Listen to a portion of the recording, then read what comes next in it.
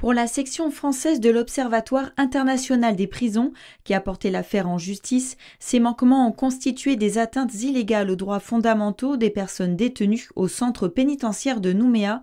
4 ans et demi de retard pour poser des moustiquaires, changer des fenêtres ou encore permettre aux détenus de laver leur linge. Même si la condamnation de l'État permet que justice soit faite, c'est toute la politique carcérale qu'il faudrait changer, comme le précise Marika Telkegre, avocate représentante de l'Observatoire international des prisons à Nouméa.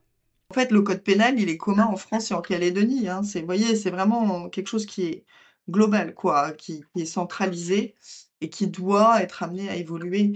Et la situation des prisons en France, elle est criante, en Calédonie, voilà, elle est particulièrement difficile. Alors il y a des pays qui sont un peu des modèles, hein, dans le nord de l'Europe, qui mettent en place davantage de prisons ouvertes, des prisons agricoles, des prisons, vraiment où en fait les gens, ils sont libres d'aller et venir, ils rentrent dormir, ils pointent, mais il y a pas ce côté enfermement, vous voyez, et qui participe, hein, à la gravité des conditions de vie,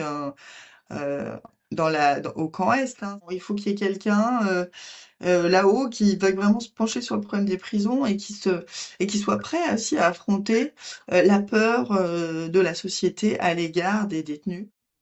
À 3 reprises déjà en 2020, les juges des référés du tribunal administratif et du Conseil d'État ont ordonné à l'administration de prendre des mesures correctives quant à la non-exécution des travaux demandés.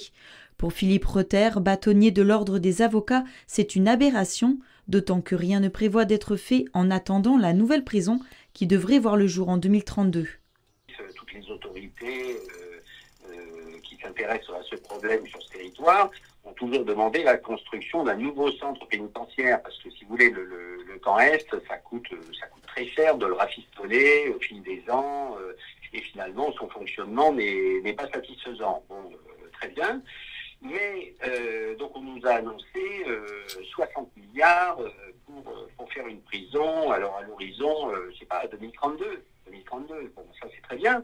Mais en attendant, qu'est-ce que l'on fait? Tenir 8 ans, il va falloir quand même prendre certaines mesures pour faire en sorte que changer les moustiquaires, les carrelages, les toilettes, je ne sais pas, il y a une énumération dans la décision qui est absolument effrayante et qui constitue vraiment un minimum. Je confirme bien que la prison, c'est pas un lieu de plaisir, c'est pas le Club Med. La prison, c'est ni la torture ni la vengeance. Il faut que les gens puissent vivre dans des conditions dignes, sinon ils vont sortir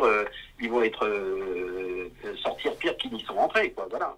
Le ministère de la Justice vient ainsi d'être condamné à verser 179 000 francs à l'Office international des prisons au titre du préjudice moral à exécuter des décisions de justice.